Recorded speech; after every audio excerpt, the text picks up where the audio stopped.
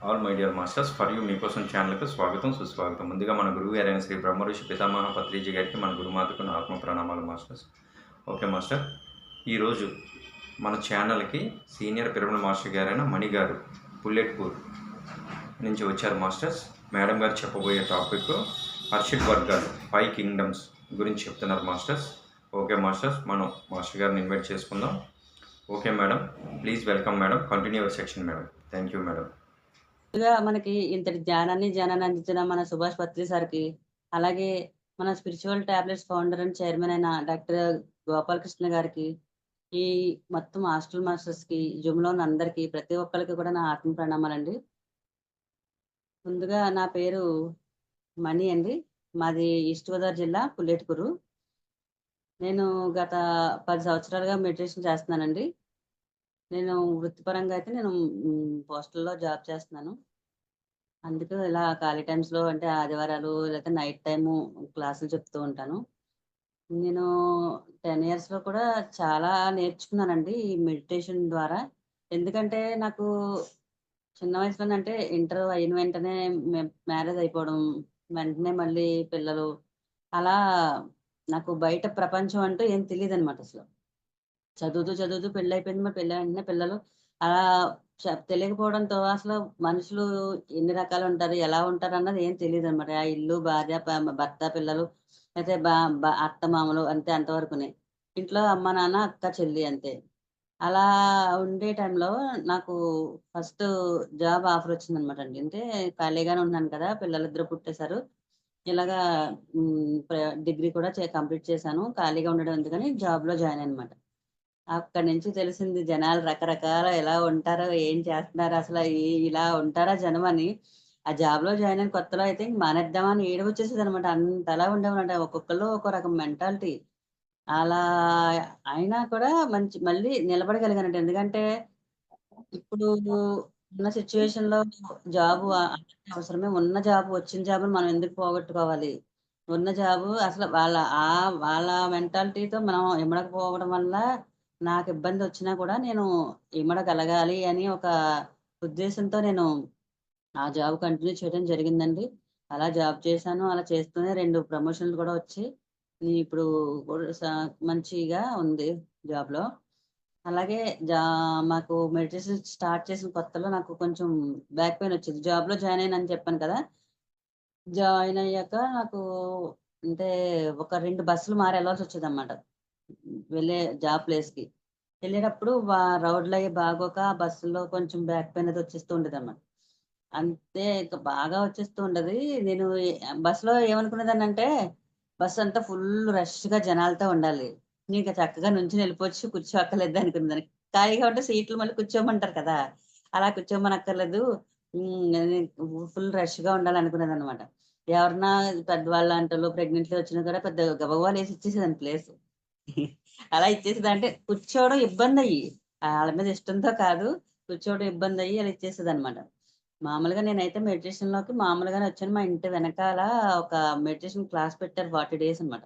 ఆ 40 డేస్ అని గాని, మెడిటేషన్ గాని, లేదా మెడిటేషన్ అని గాని ఏం తెలీదు నాకు. ఎనకాల నాకు చెవిలో పత్రి సార్ పాటలవి వినిపించడం అన్నీ చూసి ఒకసారి వెళ్ళాననమాట. వెళ్తే ఇలా కూర్చోమన్నారు, కళ్ళు మూసుకోమన్నారు. అలా చేసుకొని వచ్చేసేదాన్ని. నాకొక అరగంట అంటే మధ్య మధ్యలో ఖాళీ ఉన్నప్పుడు ఎళ్ళేదనమాట. అక్కడి నుంచి నాకు అంటే 2 అవర్స్ జర్నీ అయిపోయింది. మళ్ళీ ఇక్కడికి ట్రాన్స్‌ఫర్ అయిపోయింది నాకు. అంటే ఒక 10 నిమిషాల్లో ఎళ్ళొచ్చేసేదాన్నమాట. అప్పుడు ఫస్ట్‌లో మా పోస్టల్ జాబ్ అన్నాక మాకు ఒక 1, 2 కల్లా వచ్చేసేదాన్ని. ఇక 2-3 మెడిటేషన్ జరిగేదనమాట. అది బావుంది కదా! అని చెప్పేసి గబగబా భోంచేసి వెళ్ళడం. అలా ఒక ఒక 40 డేస్‌లో ఒక 20 డేస్ ఎళ్ళుంటానంతే. ఎళ్ళడం, మెడిటేషన్ చేసుకోవడం, వచ్చేయడం తప్ప బుక్స్ చదవమంటం గానీ, స్పిరిచువల్ టాబ్లెట్స్ గానీ, అసల పత్రి సార్ ఎవరన్నది గానీ ఏమీ తెలీదనమాట. ఎళ్ళడం బావుంది కదా! అని కళ్ళు మూసుకొని వచ్చేయడం అంతే. ఎవరితోని పరిచయం కూడా చేసుకోలేదు. అక్కడ చెప్పినాయన మా రాధాకృష్ణ సార్ అని చెప్పేసి ఆయన చెప్పేవారు ధ్యానం. అంతే చేసేదాన్ని, వచ్చేసేదాన్ని. ఇక 40 డేస్ అయిపోయింది. లాస్ట్ రోజు చక్కగా భోజనాలు పెట్టేసారు. తినేసాము, వచ్చేసాం.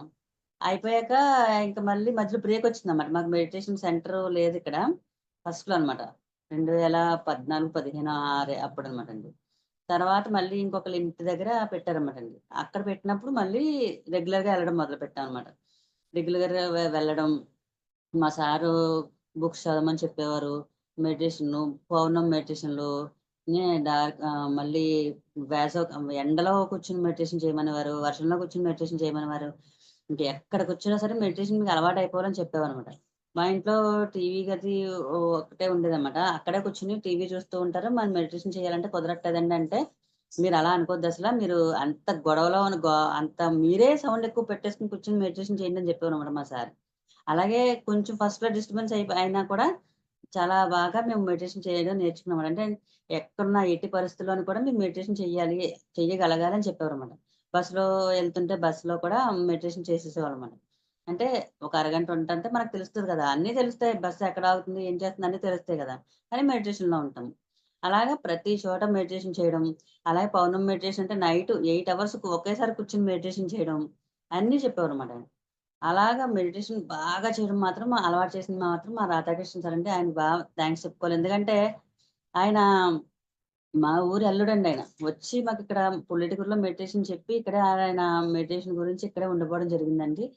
అందుకని ఆయన మొత్తం మెడిటేషనే చెప్తూ ఉంటారు ఆయన ఎంతసేపును. అలాగే పిరమిడ్‌ల గురించి చెప్పడం, పిరమిడ్‌లో వాటర్ తాగమనడం, పిరమిడ్ కింద ఏదన్నా పెట్టి ప్రయోగాలు చేయమనేవారన్నమాట. అంటే ఒక అరటిపండు బయట పెట్టి, ఒక అరటిపండు పిరమిడ్ కింద పెట్టి, మీరు టెస్ట్ చేయండి. ఏది ఎక్కువ రోజులుంటదో చూడమని చెప్పేవారన్నమాట. అంటే పిరమిడ్ కింద పెట్టింది మామూలు అరటిపండు కన్నా ఒక 4, 5 రోజులు ఎక్కువే ఫ్రెష్‌గా ఉండేదన్నమాట అది. అలాగా అంటే దాని లైఫ్ టైమ్ పెరుగుతది ప్రతీది అని చెప్పడానికమాట. అంటే మనం చూసి నేర్చుకున్నది మనకి బాగా గుర్తుండిపోతది కదా! వినడం కన్నా. అది ప్రయోగాత్మకంగా చెప్పి నేర్పేవారన్నమాట మా సారు. అలా నేర్పడం వల్ల మాకు చాలా తగ్గిందండి. బ్యాక్ పెయిన్ చెప్పాను కదా నేను. ఇలా స్టార్ట్ చేసిన కొత్తలో అన్నమాట. బాగా వచ్చేసేదన్నమాట. కూర్చున్నప్పుడు ఇంక కూర్చోలేకపోయేదాన్నమాట. సార్ నేను కూర్చోలేకపోతున్నాను, మెడిటేషన్‌లో లేసిపోతున్నానని చెప్తుంటే సార్ అనేవారన్నమాట, "అలా లేవద్దండి. మీరు మెడిటేషన్‌లో ఏ నొప్పొచ్చినా సరే భరించండి. ఏం పర్లేదు. కొంచెం భరించి కూర్చోండి అంతే" అని చెప్పేవారు. అలాగే కూర్చుంటుంటే నాకు ఇంచుమించుగా ఒక నెల రోజుల లోపే నాకు మొత్తం బ్యాక్ పెయిన్ అనేది పూర్తిగా తగ్గిపోయిందండి అది.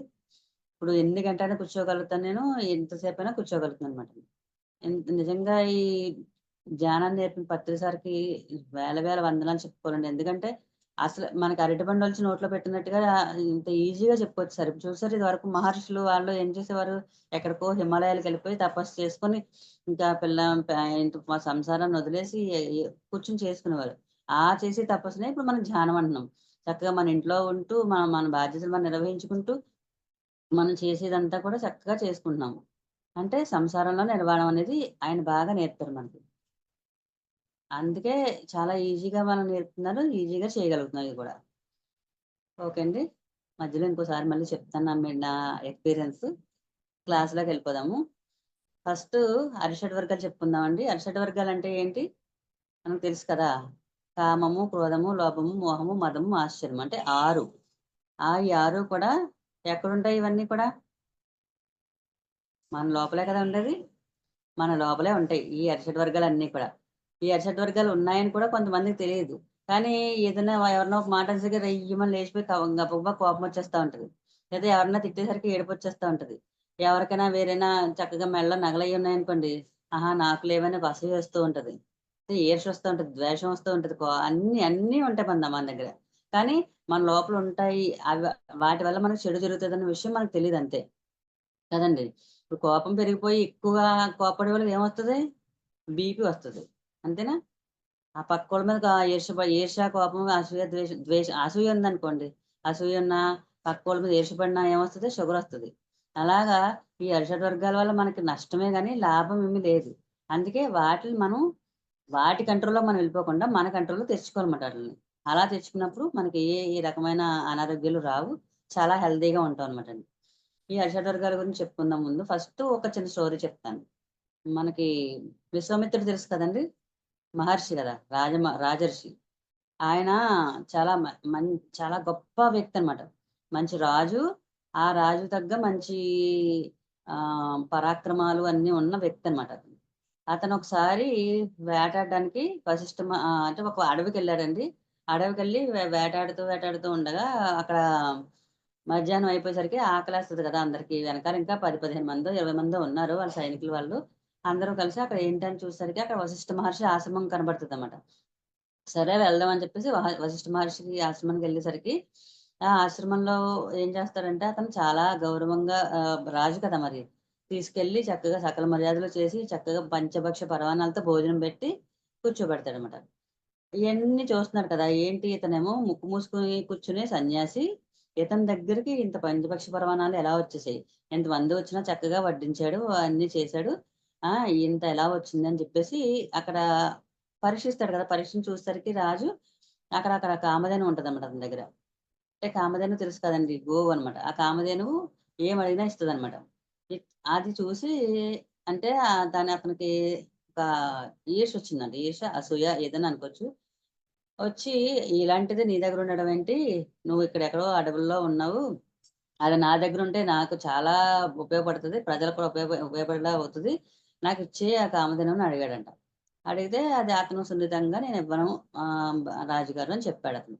చెప్పేసరికి అక్కడ రాజు కదా! మహారాజు ఏం చేశాడు దానికి బాగా కోపం ఎక్కువ. రాజు ఒకటి అందరూ ఇవ్వననేసరికి కోపమొచ్చేసి నువ్వు నాకు ఎలా ఇవ్వవో చూస్తాను. నీ మీద యుద్ధం ప్రకటించేస్తున్నాను అయితేనే నువ్వు నేను చూసి తేల్చుకుందాం. యుద్ధం చేసేద్దాం అని చెప్పేసి యుద్ధం మొదలెడదాం అనుకుంటాడు. అప్పుడు వశిష్ఠ మహర్షి ఏం చేస్తాడంటే అతన్ని శాంతపరిచి "నువ్వు ఇలా యుద్ధానికి రావడం తగదు. మేము ఇక్కడేమో ఆశ్రమంలో ఉండే యోగులము. మా మీద నువ్వు యుద్ధం చేయడం ఏంటి? నేనెంతో కష్టపడి ఎంతో తపస్సు చేసి ధ్యాన సాధన చేసి నేను ఈ కామధేనువు సంపాదించుకున్నాను. నువ్వు కూడా అలా సంపాదించుకో. అంతేగాని అక్రమంగా లాక్కోవడం కాదు తగదు. నువ్వు రాజువి నీకు ఇలాంటివి తగదని చెప్పేసి హితబోధ చేస్తాడనమాట. అతను అక్కడ కన్విన్స్ అయ్యి, సరే అయితే నేను సంపాదించుకుంటానని చెప్పేసి అక్కడి నుంచే అలాగా తపస్సు చేసుకోవడానికి వెళ్ళిపోతాడు. ఇంకా ఘోర తపస్సు చేస్తూ ఉంటాడనమాట ఇంకా. అతను తెలుసు కదా మంచోడే దానికి తగ్గ మొండి అతనమాట. అంటే బాగా ఇంక తపస్సు చేస్తూ ఉంటే ఈలోగా పైన ఇంద్రుడున్నాడు కదండీ! ఇంద్రుడికి అక్కడ హడలెత్తిపోతుంది. ఏంటి ఇతను తపస్సు చేసేస్తున్నాడు. ఏంటి స్వర్గంలో నా పోస్టు పోతదా ఏంటని చెప్పేసి అతనికి కంగారొచ్చేసి అతని తపస్సుని అలాగా భంగపరచాలని చెప్పేసి ఏం చేస్తాడు తీసుకొచ్చి రంభ, ఊర్వశి, మేనకలుంటారు కదా! అప్పుడు రమ్మని పంపిస్తాడనమాట. పంపించేసరికి ఆహ్, మేనకని పంపిస్తాడు ముందు. మేనక పంపించేసరికి ఆవిడ తన డాన్స్ తోటి, అందాలతోని కవ్వించి అతని తపస్సుని భంగం చేయిస్తది. ఇంకా ఉండిపోతాడతను. కొన్ని రోజులు ఆవిడతో ఉండిపోయి, తర్వాత మళ్ళీ అతనికి జ్ఞానోదయం అవుద్దండి. అదేంటిది నేను తపస్సు చేస్తున్నాను కదా! మధ్యలో నాకు ఇలా వచ్చిందేంటి? అనుకుని మళ్ళీ తపస్సుకెళ్తాడు. ఏం జరిగిందంటే ఇన్నాళ్ళు చేసిన తపస్సు ఏమైంది? అతని మోహం వల్ల మొత్తం అంతా నాశనం అయిపోయింది. మళ్ళీ మొదలుపెట్టాడు మళ్ళీ తపస్సు. మళ్ళీ తపస్సు చేస్తూ, చేస్తూ మళ్ళీ కొన్నాళ్ళయ్యేసరికి అప్పుడు మళ్ళీ ఇంద్రుడికి భయమేసి మళ్ళీ రమ్మని పంపిస్తాడనమాట. రమ్మని పంపిస్తే ఆహ్, రంభ వచ్చినా కూడా అతను చెల్లించడనమాట ఈసారి. ఎందుకంటే ఆల్రెడీ ఒకసారి మోసపోయాడు. దెబ్బతిన్నాడు. అప్పుడు కోపమొచ్చేసి రంభని శపించకపోతే వద్దని చెప్పేసి పైకెళ్ళిపోతుంది. అప్పుడు మళ్ళీ కోప్పడ్డాడు కదా! అక్కడ మరి. అక్కడ మళ్ళీ అతని తపశ్శక్తి అంతా మళ్ళీ పోయింది. మళ్ళీ తపస్సు చేయడం మొదలుపెట్టాడు. మళ్ళీ తపస్సు చేయడం మొదలుపెట్టేసరికి ఆహ్, త్రిశంకు అనే ఒక మహారాజు ఉంటాడండి. ఆ మహారాజుకి చనిపోయాక స్వర్గాధిపత్యం ఇమ్మంటే ఇవ్వడంటాడన్నమాట ఇంద్రుడు. ఎందుకంటే "నువ్వు చాలా పాపాలు చేసావు. నీకు స్వర్గం రావడానికి వీలేదు" అంటే అప్పుడు ఆ త్రిశంకు అన్న అతనొచ్చి విశ్వామిత్రుడిని శరణు వేడతాడన్నమాట. ఎందుకంటే నాకు స్వర్గాధిపత్యం స్వర్గంలో ఉండాలి. నేను స్వర్గం వెళ్ళాలి అని చెప్పి అడిగితే అతను శరణు వేడాడు కదా!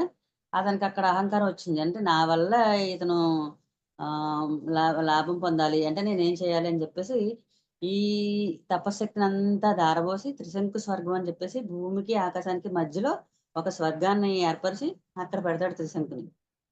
నువ్వు ఇక్కడే ఉండు. నీకేం పర్వాలేదు. ఇదిగో ఇది స్వర్గమే. స్వర్గంలాగే ఉంటదని చెప్పేసి అక్కడ త్రిశంకు స్వర్గంలో పెడతాడు. అక్కడ మళ్ళీ శక్తి మొత్తం అంతా కూడా మళ్ళీ వేస్ట్ అయిపోయింది. చూసారా? అతని అహంకారం, ఈర్ష్య, ద్వేషం, కోపం వీట్ల వల్ల సంవత్సరాలు చేసిన తపశ్శక్తి అంతా ఏమైందంటే మొత్తం నాశనం అయిపోయింది. మళ్ళీ తపస్సు చేసి మొత్తానికి అప్పుడు దేవుడిని మెప్పించి అతను రాజర్షి కింద తయారవుతాడు. ఎన్ని సంవత్సరాలు వేస్ట్ చేశాడతను. అన్నిట్లికి కారణం ఏంటి? ఈ అరిషడ్ వర్గాలే. ఈ అరిషడ్ వర్గాల వల్ల ఎంత కోల్పోయాడన్నది ఇప్పుడు ఈ కథలోనే మీకు తెలుస్తుంది కదా! అలాగే మనం కూడా ప్రతీదీ మనకుండాలి. అరిషడ్ వర్గాలు ప్రతీదీ ఉండాలి. కాకపోతే ఒక 10% మాత్రమే మన దగ్గర ఉండాలి. 90% మన కంట్రోల్‌లోనే ఉండాలి. ఆ 10% మనం చక్కగా అందరికి చూపించొచ్చు. ఆ ప్రేమన్నా, కరుణన్నా, కోపమన్నా ఇప్పుడు పిల్లలు హ్మ్ అల్లరి చేస్తారు. ఏం చేస్తాం మనం? కోప్పడపోతే ఆళ్ళు మాట వినరు. ఆ కోపం ఎక్కడి నుంచి రావాలి? మన గొంతులోంచి రావాలి. మన పొట్టలోంచి వస్తదండి? రాదు. పిల్లల మీద మనకు ప్రేమ ఉండదా? కోపం ఉంటదా? ఉండదు కదా! కాపోతే ఆళ్ళు అల్లరి చేస్తున్నారని మనం కోప్పడతాం అంతే తప్ప, మన లోపల నుంచి వచ్చిన కోపం కాదది. ఎప్పుడు మన గొంతు నుంచే వస్తది ఆ కోపం అనేది. అలాగే ప్రతీదీ కూడా పైపైనే చూపించాలి తప్ప, లోపల నుంచి తీసేసుకొని చూపించకూడదనమాట. ఫస్ట్‌ది ఇందులో మళ్ళీ ఫస్ట్ నుంచి వద్దాం. ఫస్ట్‌ది కామము. కామం అంటే ఏంటండి? కోరిక. కదా! కామం అంటే ఇక్కడ సెక్సువల్‌గా వచ్చింది కాదు. కామం అంటే కోరిక. అంటే మనకిప్పుడు చూడండి మనకి ఒక ఇల్లు కావాలి. రోజు చేయడానికి భోజనం కావాలి. ఇలా అలా అనుకోవడం కోరిక మామూలుగా. కాకపోతే నాకు రోజు పంచభక్ష పరమాన్నతగా భోజనం కావాలి. ఓ 10 ఇల్లు కావాలి. ఓ 10 కార్లు కావాలి. మితిమీరిన కోరికలేంటి దాన్ని కామం అంటారన్నమాట ఇది. మామూలుగా సహజంగా ఉండే కోరికలు ఏదైనా కూడా ప్రకృతి మనకు ప్రసాదిస్తది. ప్రతీదీ మనకు నెరవేరుతాయి. కానీ మితిమీరిన కోరికలుండడం అనేది ఇక్కడ కామంలా తీసుకుంటాం అన్నమాట. ఆ మితిమీరిన కోరికల వల్ల ఏమవుతది మనకి? ఆ కోరిక కోరుకుంటాము. అది జరిగితే ఆనందమే. జరగకపోతే బాధ. అంతే కదండీ! మరి ఆ కోరికల వల్ల ఏమవుతుంది మనకి? బాధ పెరిగిపోతుంది. దుఃఖం పెరిగిపోతుంది. ఆ! దానివల్ల ఏమొస్తది మనకి గ్యాస్ట్రిక్ ట్రబుల్ వచ్చేస్తది. మళ్ళీ లోపల మనకి హ్మ్. ఈ అంటే లెట్రిన్‌కి సంబంధించిన మెకానిజం అంటే బాత్రూమ్‌కి సంబంధించినయి అలాంటి కంప్లెయింట్ కూడా వచ్చేస్తాయి. ఫిస్ట్స్ అంటారు. ఒక గ్యాస్ట్రిక్ ట్రబులు ఇలాంటివన్నీ కూడా మనకి రావడానికి అవకాశం ఉంటదన్నమాట. ఎందుకంటే మితమీరిన కోరికలు ఎక్కువైపోయే కొద్దీ ఏమవుతది మనకి అనారోగ్యాలు వచ్చేస్తూ ఉంటాయి. అప్పుడు ఏం చేయాలి మనం? ఆ కోరికల్ని ఇప్పుడు చెప్పాను కదా! ఇప్పుడు మితిమీరిన కోరికలు ఉండకూడదు. మామూలుగా జనరల్‌గా ఉండే కోరికలన్నీ ఉండొచ్చు. మనం ఎక్కడికో ఎళ్ళిపోయి ఇప్పుడు మనం బాగుండాలి అనుకోవాలి. లేకపోతే మన పిల్లలు బాగుండాలి అనుకోవాలి. మన మనవళ్ళు బాగుండాలి, మునిమనవళ్ళు బాగుండాలి, ఆళ్ళు బాగుండాలి, ఈళ్ళు బాగుండాలంటే ఆళ్ళు ఉన్నంత సేపు మనం ఉంటామా ఇక్కడ? మనం బతికుండాలి కదా ముందు. మనం ఆరోగ్యంగా ఉంటేనే కదా బతికుండేది. అనారోగ్యాలొచ్చేసి ఎంత డబ్బున్నా ఏంటి ఉపయోగం? ఎన్ని కోరికలు కోరినా ఏంటి ఉపయోగం? ఏముండదు కదా!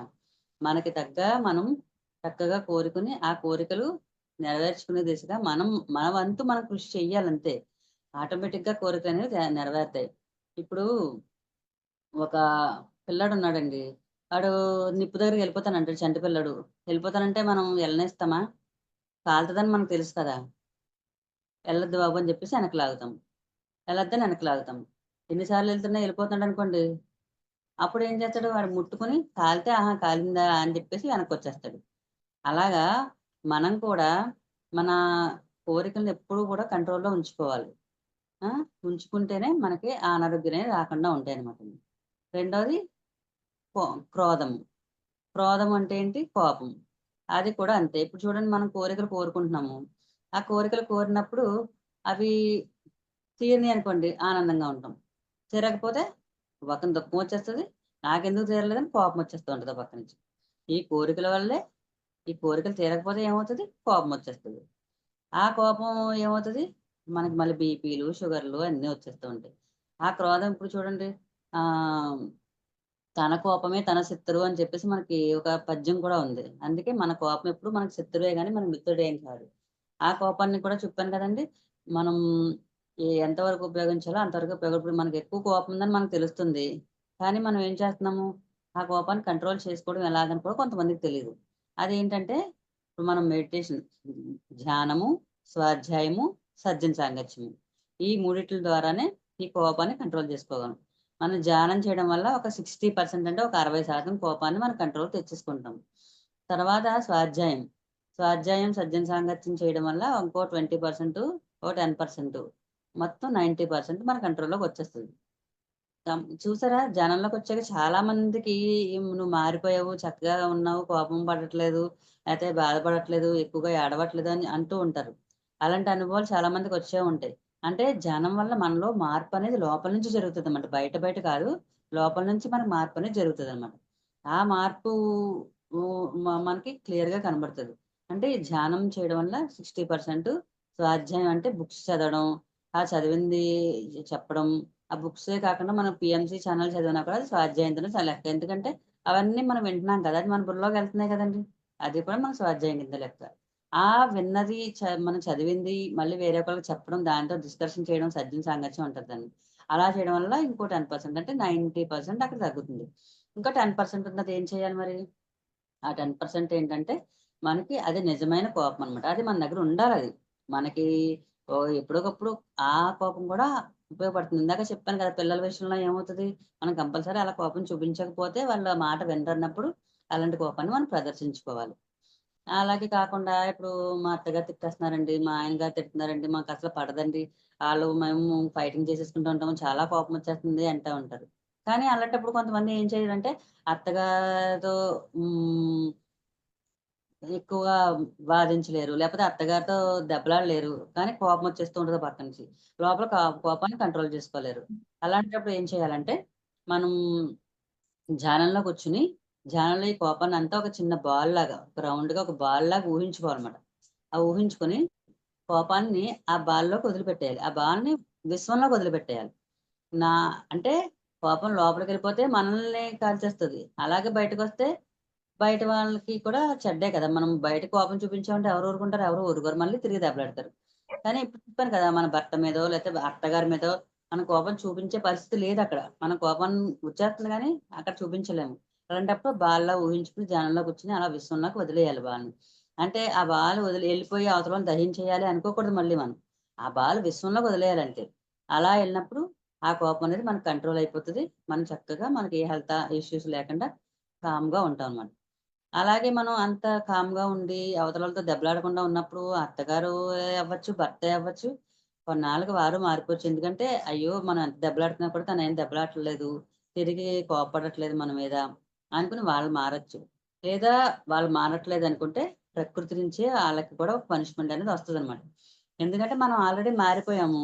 మనం మారినట్టు తెలుస్తుందక్కడ. కానీ మారలేదంటే ఏంటి? ప్రకృతి నుంచి మనకి పనిష్మెంట్ వచ్చి వాళ్ళు మారేలా చేస్తదనమాట అప్పుడు. అన్ అలాగా ఈ కోపాన్ననేది మనం ప్రదర్శించడం జరుగుతదండి. ఎప్పుడు గూడా ఆ 10% కోపాన్ని మనలో ఉంచుకొని చక్కగా మన అంటే ఈ అరిషడ్ వర్గాల్ని కంట్రోల్ చేయకూడదు. అణిచివేయకూడదు. మనం మన కంట్రోల్‌లో తెచ్చుకోవాలి అంతే. అణిచివేయకూడదు. అంటే ఈ కోపాన్ని చూపించొద్దన్నారు కదా! అని చెప్పేసి మనలోనే అణిచేసుకొని మనలోనే దిగమింగేసుకుంటే ఏమవుతది? మనకే షేడ్ చేస్తది కూడా. మనం చూపించినా మనకే వస్తది. మనం లోపల మింగేసుకున్నా కూడా అదే మనకే వస్తది. అందుకని ఏం చేయాలంటే మనం ఆ కంట్రోల్ చేసుకోవడం రావాలి ఆ కోపాన్ని. మూడోది కామము, క్రోధము, మూడోది లోభము. లోభం అంటే ఏంటండి? పిసినారితనం. తెలుసు కదా! ఆ లోభం అనేది పిసినారితనం. ఇప్పుడు మనం కోరికలు కోరుకున్నాము. తీ తీరలేదనుకోండి కోపమొచ్చేస్తది. తీరితే అసూయొస్తది. అదే లోభమొస్తదండి. ఇప్పుడు మనం ఒక కార్ ఏదో కొనుక్కోవాలనుకున్నాము. కొనుక్కున్నాము. కొనుక్కున్నాక ఆ కార్‌ని వాడాలంటే మళ్ళీ ఏవోవే వాడితే పెట్రోల్ అయిపోద్ది. లేతే పాడైపోతది. మళ్ళీ దానికి రంగులు పోతాయి. మాసిపోతది. అని జెప్పేసి దాన్ని వాడకుండా అలా దాచిపెట్టి కూర్చున్నామనుకోండి. అది లోభమే కదా మరి. లోభం కింద లెక్క. అలాగే మనం ఓ ఆస్తి సంపాదించి బోలెడు ఆస్తి కూడబెడేస్తారు. బోలెడు డబ్బులు సంపాదించేస్తారు.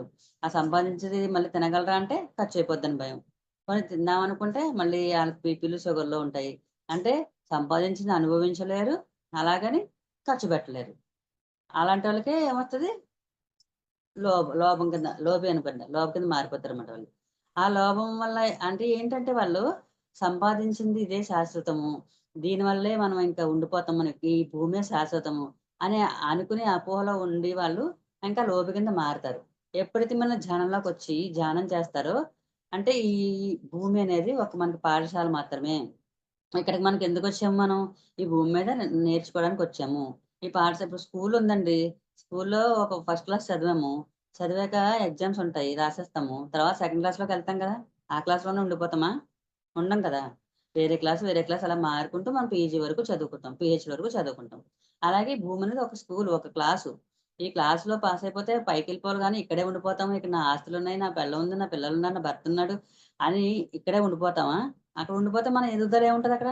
ఇక్కడ ఆత్మ ఎదుగుదలకే మనం వచ్చామన్న సంగతి తెలుసు కదా మనకిక్కడికి. మనం అందరం కూడా వేరే గ్రహవాసులము. ఇక్కడికి మనం నేర్చుకోవడానికి మాత్రమే వచ్చాము. భూమి అనేది మన ఇల్లు కాదు. మన సొంత ప్లేస్ కాదు. మనం ఇక్కడికి నేర్చుకోవడానికి వచ్చాం. ఎందుకంటే ఆత్మ అనేది నేర్చుకోవాలంటే దానికి శరీరం కావాలి. శరీరంతోనే అది నేర్చుకోవాలి ఏదైనా కూడా. అందుకని మన దేవుళ్ళు కూడా చూడండి. చాలామంది దేవుళ్ళు ఆత్మ స్వరూపులుగా ఉన్నప్పుడు వాళ్ళు కూడా పూర్ణాత్మలే కదా వాళ్ళందరూ. అప్పుడు వాళ్ళు సొంతంగా నేర్చుకోవడానికి అక్కడ అవ్వదు. పైలోకాలు ఎళ్ళిపోయాక. వాళ్ళు కూడా సరదాగా ఏదైనా నేర్చుకోవాలనిపించినప్పుడు మళ్ళీ భూమి మీద అవతారాలెత్తి చక్కగా భూమి మీద మళ్ళీ నేర్చుకొని సరదాగా అన్నీ చేసుకొని ఎళ్ళేవాళ్ళు. ఇప్పుడు చూసారా విష్ణుమూర్తి అవతారాలున్నాయి. సాయిబాబా, యేసుక్రీస్తు, బుద్ధుడు, గురునానక్ వీళ్ళందరికీ భూమి మీద జన్మించినోళ్ళే కదా! వాళ్ళందరూ కూడా పూర్ణాత్మలే. ఎందుకొచ్చారిక్కడికి? ఇక్కడ వాళ్ళు చక్కగా అనుభవం గడించడానికి మళ్ళీ భూమి మీద మనిషి రూపంలో వచ్చారు. అలాగే మనం కూడా మనిషి శరీరాలు తీసుకొనొచ్చిన ఆత్మలం మనం. ఇక్కడ నేర్చుకోవాల్సింది నేర్చుకున్నాక మనం పైకెళ్ళిపోతాం తప్ప మళ్ళీ ఈ అంటే ఈ దేహంలోకి రాము. మళ్ళీ వేరే దేహం తీసుకొని మళ్ళీ నేర్చుకోవడానికి మళ్ళీ వస్తాం తప్ప అక్కడ ఇప్పుడు అదే ఇప్పుడు కామం ఉంది. కోరికలెక్కువున్నాయండి. ఈ జన్మలో కోరికలతోనే చనిపోయామనుకోండి. ఆ కోరికలు మళ్ళీ మళ్ళీ జన్మెత్తినా కూడా మళ్ళీ ఆ కోరికలతోనే ఉంటాం. అంటే ఈ కోరికలు అనే దాన్ని కంట్రోల్ చేసుకోవడం గాని, లేకపోతే మనకి అవి నేర్చుకోవడం వచ్చినప్పుడు కొన్ని వందల జన్మలెత్తి లేతే కొన్ని ఒక పదో, 20 జన్మలెత్తి ఈ అరిషడ్ వర్గాల్లో ఒక్కొక్క దాన్ని దాటడానికి అనేక జన్మలు పడతాయి మనకనమాట ఇవి. అంటే ఏంటి? ఈ జన్మలో మనం నేర్చుకోకపోతే మళ్ళీ ఇప్పుడు ఫస్ట్ క్లాస్ పాస్ అవ్వలేదనుకోండి, మళ్ళీ ఫస్ట్ క్లాసే చదవాలి ఇదివరకైతే. ఇప్పుడంటే పాస్ చేసేస్తున్నారు జీరో పాస్ మళ్ళా. ఇదివరకు ఏ క్లాసు పాస్ అవ్వకపోతే ఆ క్లాస్‌లోనే ఉంచేవారు. సెవెంత్ క్లాస్ 4, 5 సార్లు చదివేవారు. 10థ్ క్లాస్ 4, 5 సార్లు చదివేవారు. అలాగా వాళ్ళు నేర్చుకునే వరకు చదువుతూనే ఉండారు. అలాగా మనం ఈ యొక్క గుణాన్ని నేర్చుకోవడానికి కొన్ని జన్మలెత్తి నేర్చుకుంటాం. ఎప్పుడైతే మళ్ళీ మనం కామాన్ని దాటుతామో, అప్పుడు క్రోధం గురించి మళ్ళీ క్రోధంలో కూడా కొన్ని జన్మలెత్తవలసొస్తది. మళ్ళీ అలాగే లోభంలో కొన్ని జన్మలు ఎత్తవలసొస్తది. అలాగే ఇప్పుడు ఈ కామము, క్రోధము, లోభము ఈ మూడే ఈ మన ఆత్మకి బద్ధ శత్రువులనమాట. ఈ మూడిట్లిని దాటితే మిగతా 3 దాటడం చాలా ఈజీ. ఈ మూడిట్లే ముందు దాటడం చాలా జన్మలు తీసుకుంటాము. చాలా కష్టపడవలసొస్తదన్నమాట.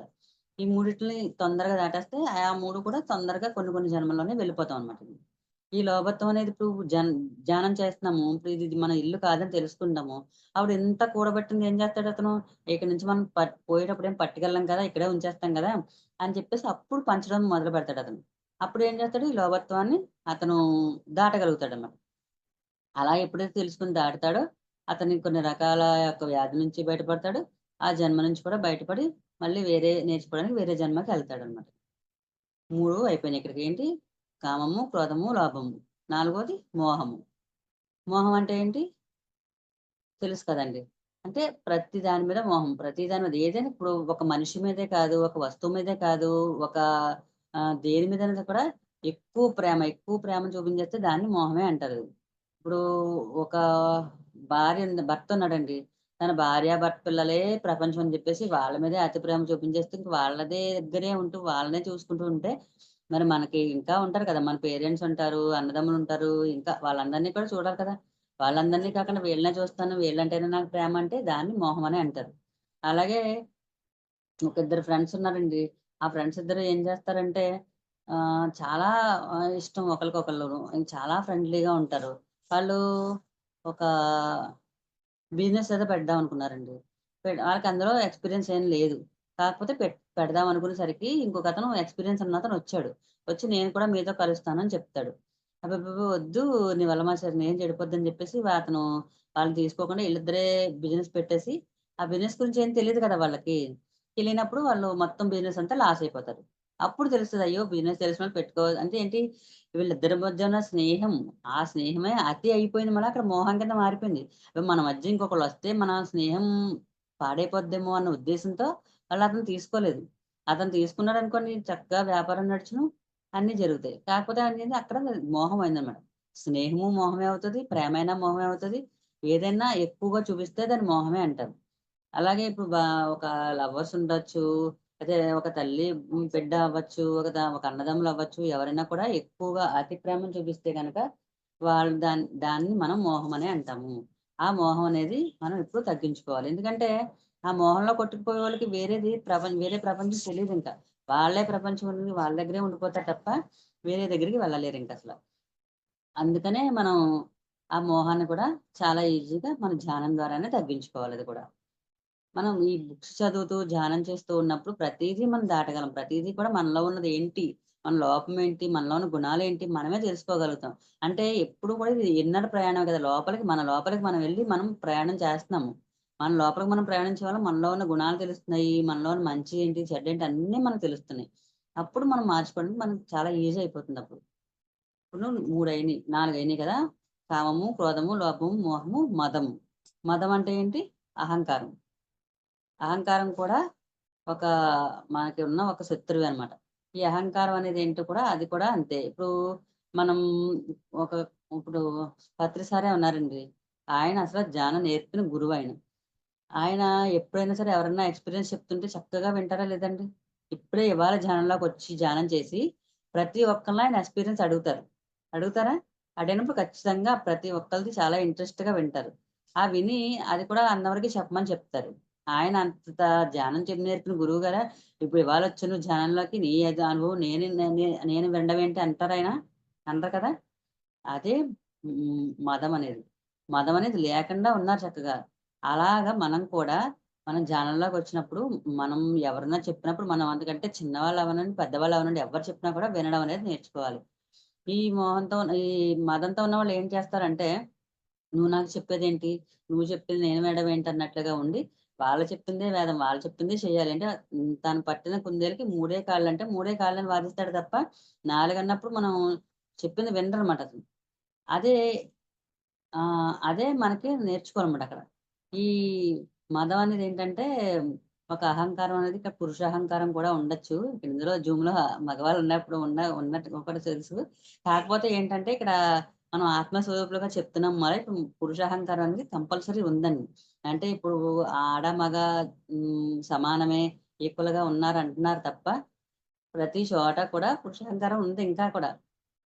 ఆ సిట్యుయేషన్ వచ్చేసరికి బయటకొచ్చేస్తా ఉంటది.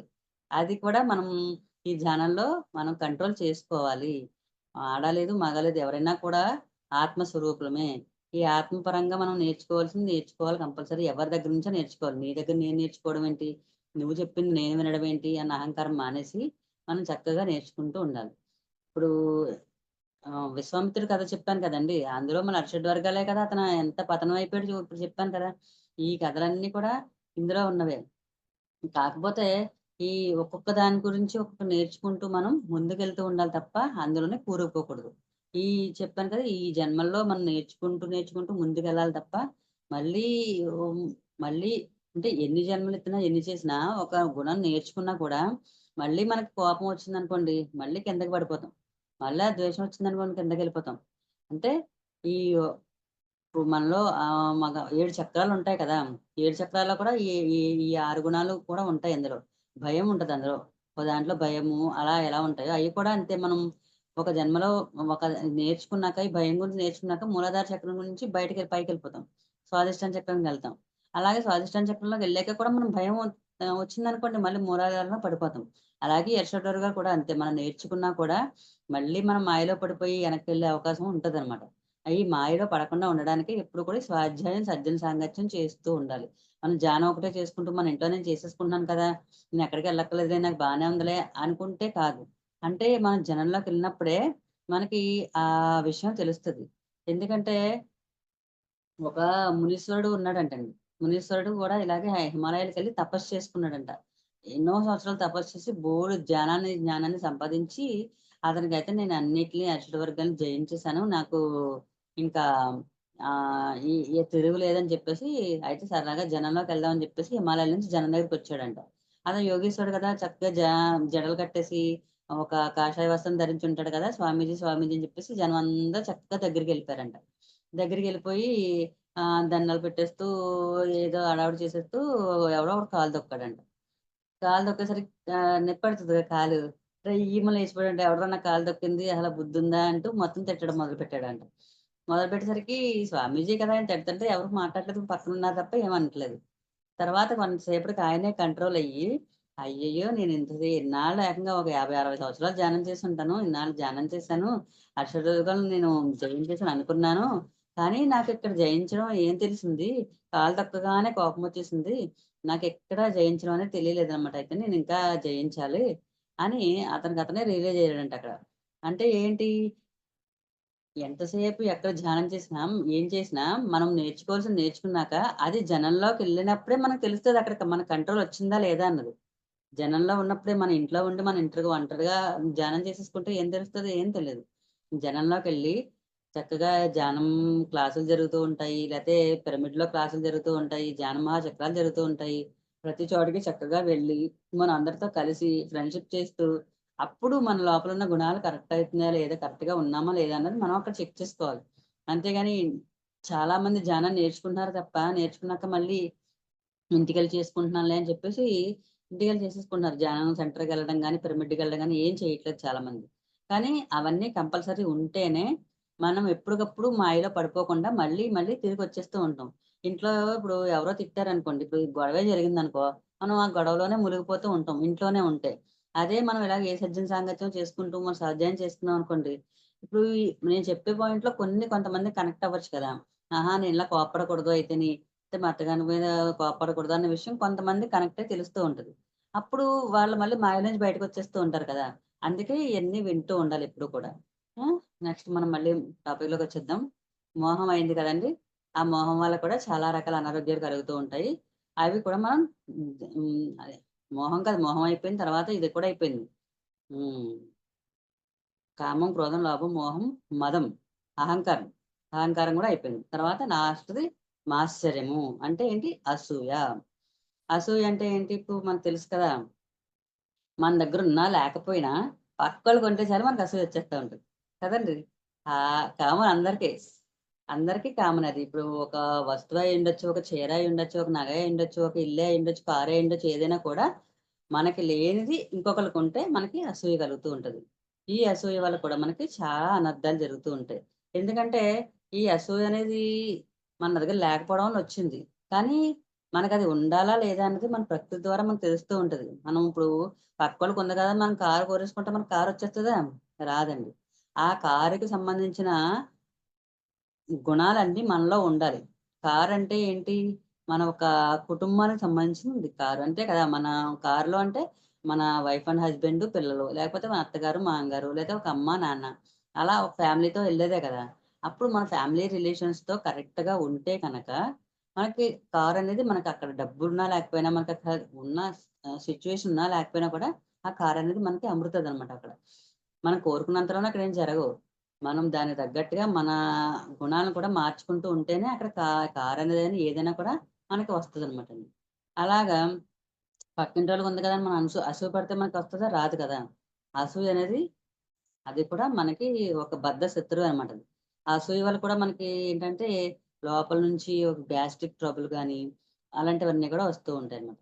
ఎందుకంటే ఈ అరిషడ్ వర్గాల వల్ల మనకంతా నష్టమే తప్ప లాభం అనేది ఏమి ఉండదు.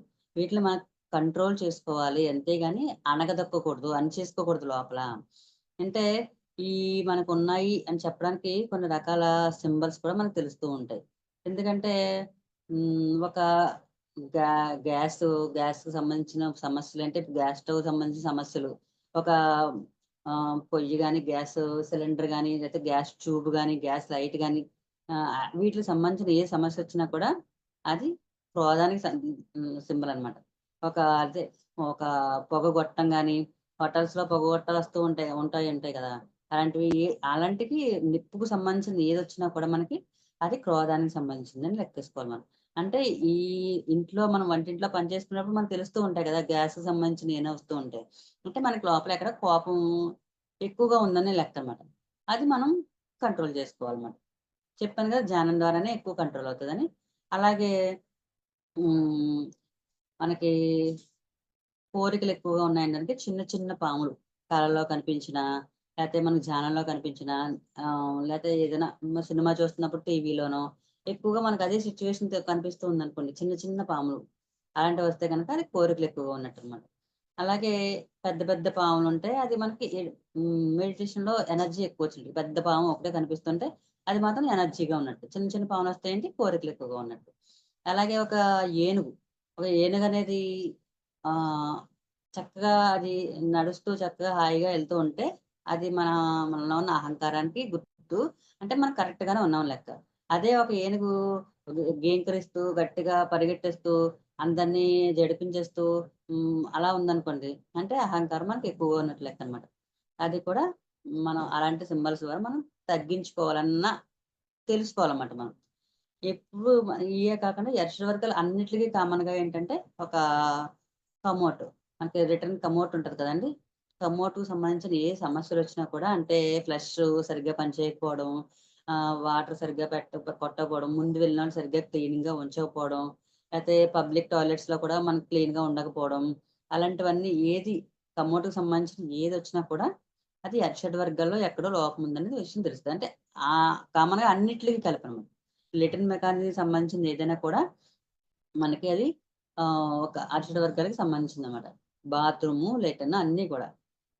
అందుకే అయి వచ్చినప్పుడు మనం ఏదో ఇక్కడ అంటే మనలో ఏదో ఒకటి ఎక్కువగా ఉందన్న విషయం మనకు అక్కడ అర్థమవుతదనమాట. వీట్లి వల్ల ఏంటంటే మనకి ఈ అరిషడ్ వర్గాల వల్ల ఒక కోలాన్ క్యాన్సర్ గాని, ఒక గ్యాస్ట్రిక్ గాని, ఒక ఫైల్స్ గాని ఇలాంటివన్నీ కూడా వస్తూ ఉంటాయి. అంటే ఈ అరిషడ్ వర్గాలలో మన నడుం దగ్గర నుంచి కాళ్ళ వరకు సంబంధించిన అన్ని అనారోగ్యాలు కూడా రావచ్చనమాట వీట్లి వల్ల. వీటిలన్నిటిని మనం కంట్రోల్ చేసుకోవడం వల్ల మనకి ఆటోమేటిక్‌గా ఈ అరిషడ్ వర్గాలనేవి దాటగలుగుతాం. జయించాలి వాటిని. మన జీర్ణ వ్యవస్థలో ఆహ్, పేగులుంటాయి కదా! పెద్ద పేగులు, చిన్న పేగులు. చిన్న పేగులు స్టార్టింగ్ ఉంటాయి. అందులో జీర్ణం అయ్యి తర్వాత మనకి పెద్ద పేగుల ద్వారా వేస్ట్ అంతా కూడా బయటకొచ్చేస్తూ ఉంటది. అంటే మన జీర్ణ వ్యవస్థలో రెండవ సగానికి సంబంధించింది సమస్యలు ఏదొచ్చినా కూడా అది అరిషడ్ వర్గాలకు సంబంధించిందే లెక్క అది కూడా. అంటే పెద్ద పేగులకు సంబంధించి అంటే మనకి బయటకొచ్చి వేస్ట్ రాకుండా దానికి సంబంధించిన ఏ సమస్యొచ్చినా కూడా అది మనకి అరిషడ్ సంబంధించిందే వచ్చింది. అది ఫిస్టర్స్ అంటారు. అలాగే క్రోన్స్ డిసీజ్‌లంటారు. ఆల్టర్‌నేటివ్ కొలైటిస్ అంటే అదొక క్యాన్సర్ అన్నమాట. అవి అన్నీ కూడా మనకి అరిషడ్ వర్గాల్లోనే వస్తాయన్నమాట.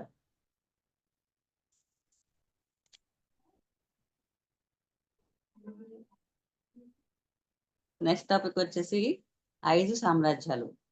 అంటే మనం ఇప్పుడు మానవ జన్మలో ఉన్నాం కదా! అంటే మనం ఎప్పుడు ఫస్ట్ నుంచి మనకి పునరభిమరణం, పునరభిజననం ఉన్నదని తెలుసు కదండీ మీకు. ఆ పునరభిమరణం, పునరభిజననంలో మనం ఎప్పుడు మనిషి జన్మలోనే ఉన్నామా?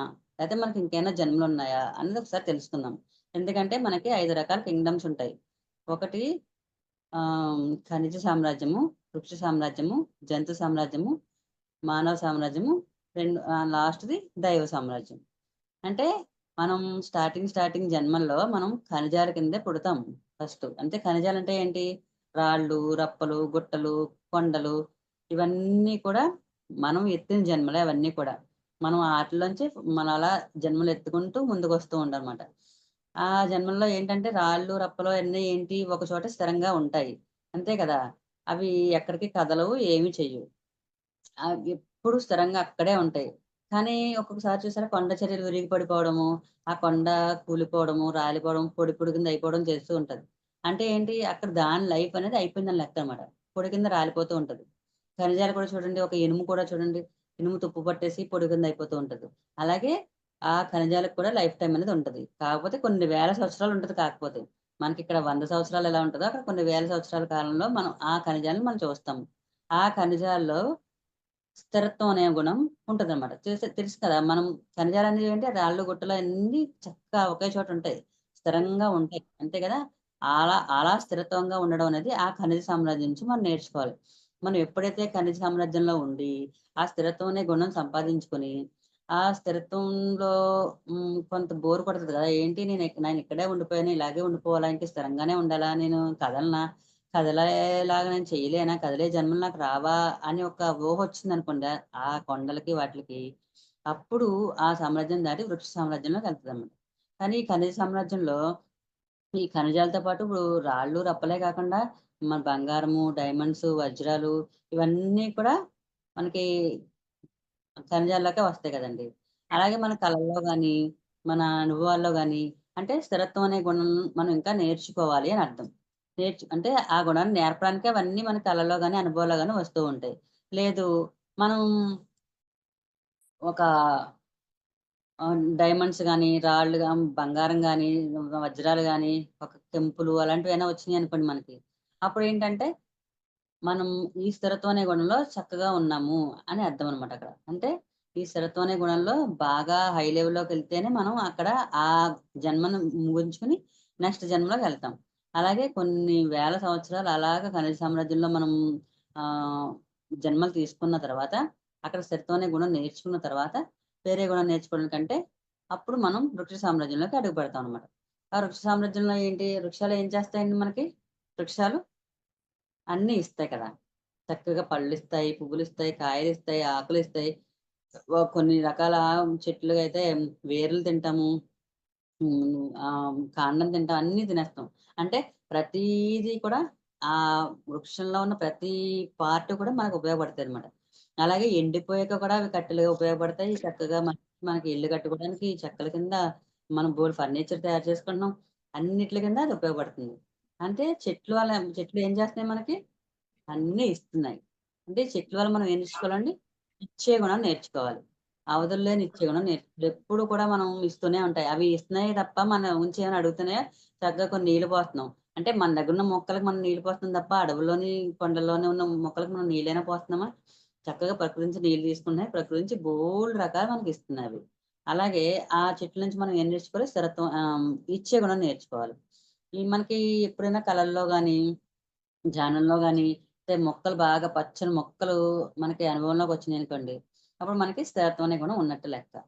బాగా ఉన్నట్టు లెక్క. అంటే స్థిరత్వం అనే అదే ఇచ్చే గుణం ఉన్నట్టు లెక్క. అంటే నేర్చుకోవాలని అర్థం ఇచ్చే గుణం. అంటే ఈ ఈ గ్రీనరీ ఎప్పుడు ఎక్కువగా కనిపించిందో, మనం ఇచ్చే గుణాన్ని బాగా నేర్చుకోవాలని అర్థం మాట. బాగా ఎప్పుడైతే నేర్చుకొని చక్కగా అవతలగా ఇస్తూ ఉన్నామో, మనకి అన్ని రకాలుగాను మంచిదనమాట. కాకపోతే ఇప్పుడు చూడండి ఆహ్ పచ్చని మొక్కలు కనపడితే ఇచ్చే గుణం నేర్చుకోమని చెప్తాను. అంటే ఏంటి? అదే మన దగ్గర మనకు కావాల్సింది ఉంచుకుంటూ మిగిలింది పంచిపెట్టాలది. అది ఇచ్చే గుణం. అంటే గ్రీన్‌గా ఉండే మొక్కలు కనిపిస్తే కనక. అంటే ఆహ్, మనకి కావాల్సింటే తనకు మాలిన ధనము అంటారు కదా! అలా చెయ్యక్కర్లేదు. అంటే మనకి కావాల్సింది ఎంత కావాలో అంత ఉంచుకొని మిగిలింది ఇవ్వాలన్నమాట. అంటే ఇప్పుడు చూడండి మనకి మనం జాబ్ చేస్తున్నాము. లేతే ఏదైనా మనకు డబ్బులొస్తున్నాయి. ఆ డబ్బుల్లో ఏంటి మనకు కావాల్సినంత ఉంచుకొని మిగిలింది చక్కగా ఇవ్వాలి. అన్నిట్లికి ఇచ్చి దానం చేయడం అనేది నేర్చుకోవాలి. ఇచ్చే గుణాన్ని నేర్చుకోవాలి. ఎప్పుడు మనం మొక్కల్ని తీసుకోవడం తప్ప ఇవ్వడం మనకెప్పుడు లేదు కదా! అందుకే ఇచ్చే గుణాన్ని అక్కడ నేర్చుకోవాలన్నమాట.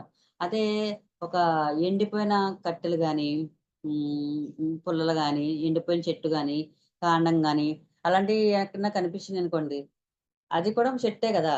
కాకపోతే అది అవధుల్లేని ఇచ్చే గుణం అంటారు. అంటే మనకి ఉంచుకోకుండా మొత్తం అంతా ఇచ్చేయాలన్నమాట. అది నేర్చుకోవాలక్కడ. ఇప్పుడు చూడండి ఒక స్వాతంత్ర సమరయోధులున్నారు. వాళ్ళందరూ ఏం చేసేవారు ఇదివరకు ఇప్పుడు గాంధీ గారు, నెహ్రూ గారు అలా అలా కొంతమంది పేర్లు మనకు తెలుసు. వాళ్ళందరూ ఏం చేశారు? వాళ్ళ ఇంట్లో పడుకుంటే చక్కగా అయిపోద్ది కదా వాళ్ళకి. కానీ ఏం చేశారు వాళ్ళు? స్వతంత్ర సమరంలో పాల్గొనడం, జైలుకెళ్ళడం, జైల్లో మగ్గిపోవడం, ఫుడ్ లేకపోయినా ఉండడం అన్నీ చేశారు కదా వాళ్ళు. మరి అయన్నీ ఏంటి? వాళ్ళ సుఖాన్ని వదిలిపెట్టి వాళ్ళు దేశం కోసం పాటుపడ్డారు. అంతే కదా! అలాగే మనం కూడా అంటే మన సుఖం, సంతోషం చూసుకోకుండా మనకున్నదంతా కూడా ఇవ్వడానికే మనం ట్రై చేస్తూ ఉండాలన్నమాట. అది అవధుల్లేని ఇచ్చే గుణం అంటారన్నమాట. ఆ ఇచ్చే గుణాన్ని మనం ఎప్పుడూ నేర్చుకుంటూ ఉండాలి చెట్ల నుంచి. అంటే పచ్చని చెట్లు కనపడితే మనకి ఉంచుకొని మిగిలిందివ్వడం. అలాగే ఎండిపోయిన చెట్లు కనపడితే ఏంటి మనకి ఉన్ ఉన్నా లేకపోయినా సరే ఇచ్చేయడం నేర్చుకోవాలన్నమాట. అది ఇచ్చే గుణం అన్నమాట. అలాగే ఈ ఇచ్చే గుణాన్ని ఎప్పుడైతే నేర్చుకున్నామో, ఇస్తూ ఉంటాం గదా! అంతా నేర్చుకున్నాం మనం. ఇవ్వడం నేర్చుకున్నాం. చక్కగా ఇస్తున్నాము. అప్పుడు నెక్స్ట్ జన్మకెళ్తామనమాట. నెక్స్ట్ జన్మ ఏంటండి? నెక్స్టు సామ్రాజ్యం అనమాట. ఖనిజ సామ్రాజ్యం, రెండోది వృక్ష సామ్రాజ్యం, మూడోది జంతు సామ్రాజ్యం. అంటే స్థిరత్వాన్ని నేర్చుకొని, ఇచ్చే గుణాన్ని ఎప్పుడు నేర్చుకుంటామో, అప్పుడు మనం ఈ జంతు జన్మలోకెళ్తాం. ఈ జంతు జన్మలో ఏంటంటే, మనకి చక్కగా కదులుతూ ఉంటాయి కదా! ఆ కదలడం, గ్రూప్ లివింగ్ అంటే జంతువులు చూసారా ఎక్కువగా ఒక గ్రూప్‌గా గుంపుగా ఉంటూ ఉంటాయి. ఆ గ్రూప్ లివింగ్ అంటే ఒక సామూహికంగా జీవించడం అనేది మనం ఈ జంతువుల నుంచి నేర్చుకోవాలి. అలాగే కదలిక.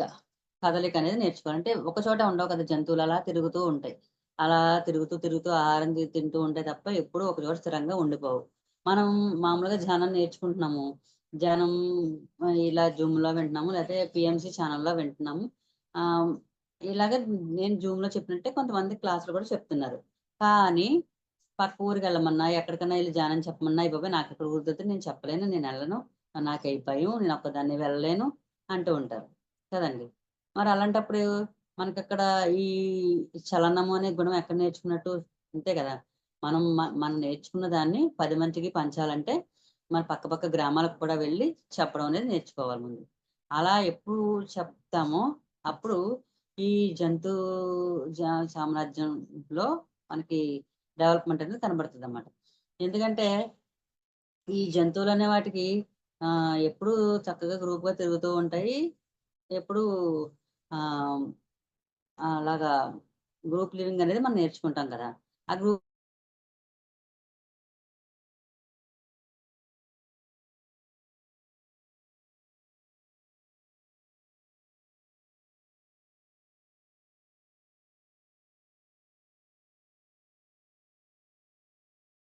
ఉన్నాయండి.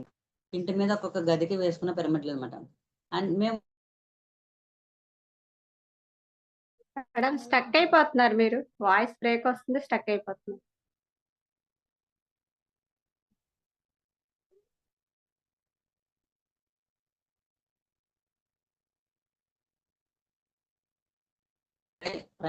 మెడిటేషన్ చేసుకుంటాం.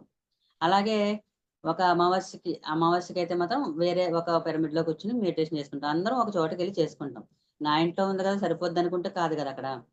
అంటే మనం కూడా పక్క ఊర్లు గాని, పక్క ఇల్లు గాని ఎక్కడన్నా సరే మన ఇంట్లో ఉన్నా, ఉండకపోయినా కూడా అలా తిరిగి చక్కగా మనం వెళ్ళి నేర్చుకుంటూ ఉండాలి. వెళ్ళి ధ్యానం చెప్తూ ఉండాలి. మేము మా రాధాకృష్ణ సార్‌తో ఉన్నప్పుడు ఫస్ట్‌లో చాలా ధ్యాన ప్రచారాలకెళ్ళేవాళ్ళమండి. సార్ ఏం చెప్తే అది ఆయన నోట్లోంచి రావడం పాపం మేము తూచా ఎళ్ళిపోయామన్నమాట. అంటే మేము ధ్యానం చేసినప్పుడు మా పిల్లలందరూ కూడా చిన్న చిన్న పిల్లలండి. అంతే ఆదివారం వచ్చేసరికి ప్రతి ఒక్కళ్ళు కూడా పిల్లలేసుకొని ఎళ్ళిపోయామనమాట ధ్యానం సెంటర్‌కి. ఎళ్లి అక్కడ మాస్టరు ఇవాళ ధ్యాన ప్రచారానికెళ్దాం పక్కూరంటే, అంతే అందరం కలిసి ఎళ్ళిపోయేవాళ్ళం. లేతే ఇవాళ ఎళ్లి హ్మ్. పిరమిడ్‌లోకెళ్ళి ధ్యానం చేద్దామంటే అలా ఎళ్ళిపోయేవాళ్ళం. అలాగే ఒకసారి శాకాహార ప్రచారం అంటే శాకాహార ప్రచారానికి. అలాగే మా చుట్టుపక్కల ఉన్న ఊర్లు ఇంచుమించుగా అన్ని ఊర్లు తిరిగేసామండి. ఇయన్నీ కరోనా ముందే. కరోనా తర్వాత ఇంకా బయటికెళ్ళడం తక్కువైపోయి కొంచెం తగ్గింది. మళ్ళీ మంత్లీ క్లాస్ అది స్టార్ట్ చేసుకున్నాము. ఆహ్, క మళ్ళీ అమలాపురం క్లాస్‌కెళ్దాం నడండి అనేవారు. అక్కడ ఒకరోజు క్లాస్ ఉంటే అక్కడికెళ్ళిపోయేవాళ్ళం. ఎక్కడ క్లాస్ ఉంటే అక్కడికి ఆయన చెప్పడం పాపం నోట్లోంచి రావడం మేము వెళ్ళిపోయేవాళ్ళమనమాట కూడా ఇంకా. ప్రతి ఆదివారం కూడా ఏదో ఒకటి జరుగుతూ ఉంటది. ఏదో సజ్జన సాంగత్యమో, ధ్యాన ప్రచారమో, లేకపోతే ఒకరోజు ఆటలు ఒక ఆదివారం అయితే ఆటలు, పాటలు మీ ఎంజాయ్ అనేవారనమాట. ధ్యానం సెంటర్‌కెళ్ళి శుభ్రంగా మా ఇష్టం వచ్చినట్టు చక్కగా ఆడుకునేవాళ్ళం, పాడుకునేవాళ్ళం. పిల్లలతో సహా మేము చక్కగా ఆడేసుకునేవాళ్ళం. వాళ్ళతో సహా కలిసిపోయి ఇంకా మా పిల్లల్లాగే మేము ఉండేవాళ్ళమాట. అంత ఫ్రీడమ్ ఇచ్చేవారు మా మాస్టర్. అంటే ఇంట్లో మేము అలా ఆడుకున్నా, పాడుకున్నా ఎవరేమంటారో అని కొంచెం బెరుకుంటది ఇంట్లో. ఆ బెరుకు లేకుండా చక్కగా ఫ్రీగా మేమక్కడెళ్ళి చక్కగా ఆడుకునేవాళ్ళం, పాడుకునేవాళ్ళం, డాన్సులు చేసుకునేవాళ్ళం పిల్లలతో పాటు. అంతా ఎంజాయ్ చేసేవాళ్ళమమాట. అలాగా మనం ఎళ్లి చెప్పడం ఎళ్ళడం గురించి చెప్తున్నాను. కదలిక గురించి. అలాగే పక్క ఊర్లెళ్లి మెడిటేషన్ చెప్పేవాళ్ళం అన్నీ. ఇప్పుడు క్లాసులు చెప్పమన్నా కూడా ఇప్పుడు నేను ఎక్కడ ఆదివారం వచ్చిందంటే చాలు ఎక్కడికెళ్ళమన్నా కూడా ఎళ్లి చెప్తాను క్లాసనమాట. అలాగా మనకు ఎళ్లి నేర్చుకోవడం అనేది నేర్చుకోవాలి. ఈ జంతు జన్మలో మనం ఇలా గ్రూప్ లివింగ్ అనేది గాని, కదలిక అనేది గాని ఎప్పుడు నేర్చుకుంటామో అప్పుడు మనకి నెక్స్ట్ జన్మ అంటే మానవ జన్మలకు అప్పుడు అవకాశం వస్తదనమాట. అంటే ఈ 3 జన్మల్లో అంటే ఖనిజ సామ్రాజ్యంలో గాని, వృక్ష సామ్రాజ్యంలో, జంతు సామ్రాజ్యంలో గాని మనకి ఎటువంటి కర్మలు ఉండవు. ఆటిలకి ఎందుకు ఉండవంటే వాటికి బుద్ధి అనేది లేదు. వికసించలేదు. అవి అంటే మనలాగే తింటాయి, తిరుగుతాయి, పిల్లల్ని కంటాయి అన్నీ చేస్తాయి తప్ప, వాళ్ళకి బుద్ధనేది వికసించలేదు. అందుకని వాళ్ళకి అక్కడ కర్మ సిద్ధాంతం అనేది ఉండదు. ఈ మానవ జన్మలోకి ఎప్పుడొచ్చామో, అప్పుడు మనకి కర్మలనేవి యాడ్ అవుతూ ఉంటాయన్నమాట. అంటే మనం చేసిన ప్రతి పనికి కూడా అక్కడ ఒక కర్మ కింద తీసుకుంటాం. కర్మ అంటే ఏంటి? అక్కడ పని. అంతేగాని అది చెడ్డ, మంచి అని కాదు. అక్కడ ఏ పని జరిగినా కూడా అక్కడ అది మన కర్మలోకెళ్ళిపోతది. అక్కడ మంచి, చెడు అన్నది మనం మళ్ళీ పైకెళ్ళాక అక్కడ మనకి తెలుస్తదనమాట. ఆహా! నేనింత పాపం చేశానా? ఇంత మంచి చేశానా? ఇంత పుణ్యం చేశానా? అంటే మన సినిమా మనకే చూపిస్తారు పైన. అదంతా చూసి అప్పుడు మనం రియలైజ్ అవుతామనమాట. అయ్యో! ఇన్ని కోళ్ళు తిన్నానా? ఇన్ని మేకలు తిన్నానా? ఇంతమంది అంటే మనకి చూపించేటప్పుడు ఏం చేస్తారంటే వాళ్ళు ఇప్పుడు మేక కోస్తున్నామనుకోండి. మేక కోసేటప్పుడు అది ఎంత బాధ అనుభవించిందో, ఆ బాధ అంతా మనం ఫీల్ అయ్యేలా చేస్తారంట అక్కడ వాళ్ళు. అంటే అప్పుడు వాళ్ళ బాధ మనకు తెలిస్తేనే కదా ఇంత తప్పు చేశానని మనకు తెలుస్తుంది. అలా అన్నీ తెలియడం వల్ల అప్పుడు మనం రియలైజ్ అవుతాం. ఆహా! ఇంత నేను పాపం చేశానయితే ఈ జన్మలో ఈ పాపాన్నంతా నేను తెచ్చుకొని కింద నేను అనుభవించేస్తాను. అంటే ఇన్ని పోళ్ళు తిన్నాను కదా! ఈ పాపం అంతా ఇక్కడ నేను తీర్చేసుకుంటానని చెప్పేసి అప్పుడు మనం తెచ్చుకొని మనం అనుభవిస్తాం అనమాట ఇక్కడ. అందుకే మనం జంతు జన్మల వరకు మనకి ఇక్కడ కర్మ సిద్ధాంతం అనేది ఉండదు. ఇక్కడ ఎప్పుడైతే మనం మానవ జన్మలోకి వచ్చామంటే కర్మ సిద్ధాంతం యాడ్ అయిపోద్ది. అంటే జంతువులకి, మానవులకి తేడా ఏంటి మరిక్కడ? బుద్ధి. ఆ బుద్ధి అనేది ఎప్పుడు యాడ్ అయిందో అప్పుడు మనం మనిషి జన్మలోకి వస్తాము. ఆ బుద్ధితో మనం ఇక్కడ మంచి పని చేయాలి. ఇప్పుడు ఎందుకంటే అక్కడ బుద్ధి అనేది లేదు. అక్కడ కర్మ సిద్ధాంతం లేదు. వాళ్ళు ఏం చేసినా చెల్లుతది. వాళ్ళ జంతువుని చంపినా పర్వాలేదు. అక్కడ ఆహారం అదే వాళ్ళకి. అంతే జంతువులకి. వాళ్ళకి తప్పు లేదు. వాళ్ళకి కర్మ అనేది రాదు. కానీ మనకి ఇక్కడికొచ్చాక ఏం చేస్తున్నాం మనం? మనం చేసే ప్రతీదీ కూడా మన కర్మ సిద్ధాంతంలోకి వెళ్తుంది. మనం ఎప్పుడు కూడా హింస చేయకూడదు. ఎప్పుడు హింస చేయకుండా, ఎప్పుడైతే శాంతిగా, ఎప్పుడు అహింసయుతంగా ఉన్నామో, చక్కగా తోటి మానవుల్ని ప్రేమిస్తూ తోటి మొత్తం మానవులే కాదు తోటి జీవుల్ని అంటే విశ్వ మానవ ప్రేమ అంటారు కదా! ఈ మానవ ప్రేమను చూపిస్తూ మనం ఎప్పుడైతే చక్కగా ఎదుగుతూ ఉన్నామో ఈ అక్షర వర్గాన్ని కూడా దాటి అప్పుడు మనం హ్మ్. దైవ సామ్రాజ్యంలోకెళ్తాం. అంటే డివైన్ కింగ్‌డమ్ అంటారు. ఈ దైవ సామ్రాజ్యంలోకెళ్ళిన వాళ్ళు ఎవరెవరంటే ఇప్పుడు చూడండి మనకు సాయిబాబా గాని, ఒక యేసుక్రీస్తు గాని, బుద్ధుడు గాని, మన పత్రి సార్ గాని ఈళ్ళందరూ కూడా మన యోగుల ఫోటోలుంటాయి చూసారా? అందులో చాలా మందుంటారు యోగులు. ఆళ్ళందరూ కూడా ఇక మానవ జన్మ ఎత్తి వాళ్ళకి ఇంక ఏ భేదం ఉండదింక. ఎవరితోనైనా ఒకేలా ఉంటారు. ఎవరితోనైనా ఒకేలా చేస్తారు పని. అంతేగాని వాళ్ళకి మనోళ్ళు, మన మన తరపోళ్ళు, పెద్దోళ్ళు, ఈళ్ళు చిన్నోళ్ళు ఇలాంటి తేడా ఏం ఉండదు వాళ్ళకి. వాళ్ళు ఏం చెయ్యాలనుకుంటే అది చేస్తారు. చేసేది కూడా అక్కడ కళ్యాణం గురించే చేస్తారు. ఎప్పుడు కూడా వాళ్ళ గురించి వాళ్ళు ఆలోచించుకోరక్కడ. దైవ సామ్రాజ్యంలో. అంటే వాళ్ళెప్పుడు కూడా ఇతరుల గురించి ఆలోచిస్తారు. ఇతరుల బాగు గురించే ఇతరుల మీద ప్రేమ చూపిస్తూ ఉంటారు తప్ప, వాళ్ళ గురించి వాళ్ళెప్పుడూ ఆలోచించుకోరు. అలా మనం ఈ మానవ సామ్రాజ్యం నుంచి దైవ సామ్రాజ్యంలోకి అడుగుపెట్టి, ఈ దైవాలుగా మనం ఎదగాలి. అంటే ఎప్పుడూ స్థిరంగా ఉండిపోయే ఖనిజాల నుంచి అక్కడ స్థిరత్వం అనేది నేర్చుకోవాలి. వృక్ష సామ్రాజ్యంలో ఏం నేర్చుకోవాలి? ఇచ్చే గుణం నేర్చుకోవాలి. జంతు సామ్రాజ్యంలో కదలిక ప్లస్ గ్రూప్ లివింగ్ అంటే గుంపుగా జీవించడం నేర్చుకోవాలి. మనిషి సామ్రాజ్యంలో ప్రేమ నేర్చుకోవాలి. అలా అయన్నీ నేర్చుకున్నాక మనం ఎప్పుడైతే ఇయన్నీ నేర్చుకుంటామో అప్పుడు మనం ఈ దైవ సామ్రాజ్యంలోకి అడుగుపెడతాం. దైవ సామ్రాజ్యంలోకి అడుగుపెట్టాక మన చాయిస్ అనమాట అక్కడ. మనకు కావాలంటే జన్మ తీసుకోవచ్చు లేతే లేదు. అది మన చాయిస్ ప్రకారమే మనం రావచ్చు లేతే లేదు. అక్కడ మనం ఇంకా ఎటువంటి కర్మ ఉండదు. ఎటువంటి ఏది లే అంటే ఈ మానవ సామ్రాజ్యంలో ఈ కర్మలు చేస్తున్నా కూడా మనకిప్పుడు ధ్యానంలోకొచ్చాం కదా! కొన్ని కర్మలు చేయకూడదని తెలిసింది. మానేస్తున్నాం కదా! అలా మానేయడం వల్ల మనకి ఈ కొన్ని కర్మలు తగ్గుతున్నాయి. మనం ఈ బుక్స్ అయ్యి చదివి ఇయన్నీ చేస్తున్నాం వల్ల మనకి కొన్ని కర్మలు దగ్ధమవుతాయి. ఏంటంటే జ్ఞానాగ్ని దగ్ధ కర్మాణం అంటారు కదా! అంటే జ్ఞానం అనే అగ్నిలో కర్మలు దగ్ధమవుతాయి. అంటే మొత్తం కర్మలు పోతాయని కాదు. ఉన్న కర్మలు గొడ్డలతో పోయేదానికి గోటితో పోతదనమాట. అంటే మనకు ఎవరైనా ఇప్పుడు కోడి కాలు ఇరగ్గొట్టాము. మనకే కాలు ఇరిగిపోవాలిక్కడ. కానీ మనం ధ్యానం చేయడం వల్ల ఏమవుతుంది? ధ్యానం నేర్చుకోవడం వల్ల ఏదో చిన్న దెబ్బతో పోతదనమాట. అలాగా ఆ కర్మలు ఈజీగా మనం కర్మలు తీసేసుకోగలుగుతాం. ఎప్పుడైతే మనకి ఈ కర్మల్లో పాపం గాని, పుణ్యం గాని ఏమీ లేకుండా జీరో అయిపోయిందో కర్మలో, అప్పుడు మనం కంపల్సరీ దైవ సామ్రాజ్యంలోకి వెళ్తామనమాట. అప్పుడు మనకింక మళ్ళీ జన్మలేమి ఉండవు. కావాలంటే తీసుకోవచ్చు లేతే లేదు. ఒకసారి పత్రి సారు చెప్పారు విన్నాను నేను చెప్పినప్పుడు జ్ఞాన మహాయజ్ఞంలో. మనం అందరం ఇప్పుడు చూసారా గెట్ టుగెదర్‌లు పెట్టుకుంటున్నారు గదా! అలాగా మనం దైవాలుగా మారిపోయాక సరదాగా గెట్ టుగెదర్ పెట్టుకోవడానికి మనం పాత స్కూల్స్‌కి, పాత కాలేజీలకి ఎళ్తున్నాం గదా! అలాగా మనం పాత భూమికొచ్చి సరదాగా ఎళ్ళొద్దాము. అలాగా తయారవ్వాలి అందరం అని చెప్పేసి చెప్పారు ఒకసారి. అప్పుడు నాకు చాలా ఆనందం అనిపించిందండి. ఏంటంటే చక్కగా గెట్ టుగెదర్ లాగా వేరే లోకం నుంచి ఈ లోకం రావడం చాలా చెప్పారనిపించింది సార్ నాకు. అప్పుడు అనుకున్నామట మనం అలాగే అవ్వాలి అని చెప్పేసి. నిజంగా మనం కూడా అంత ప్రాక్టీస్ చేసి, అంత చేస్తే మనకి కంపల్సరీ కూడా మనం కూడా అలా దైవాలుగా ఎదుగుతాం. అంటే మనం ఫస్ట్ దైవాలమే. కాకపోతే మనలో ఉన్న గుణాల వల్ల, ఈ అరిషడ్ వర్గాల వల్ల మళ్ళీ ముందుకొచ్చేసి మనం అలా అయిపోతున్నాం తప్ప, మనం మనలో ఉన్న ఆ దైవ గుణాలను ఎప్పుడైతే పెంపొందించుకున్నామో మనం కూడా దైవాలుగా ఎదుగుతాము. దైవ సామ్రాజ్యంలో అడుగుపెడతాం. ఓకే అండి. కంప్లీట్ అయిపోయింది అని చెప్పేది. Okay madam. ఫర్ యూ మీకోసం మన ఛానల్‌కి వచ్చి ఎంతో ఆత్మజ్ఞానాన్ని అందించినందుకు thank you. Thank you. Thank you master.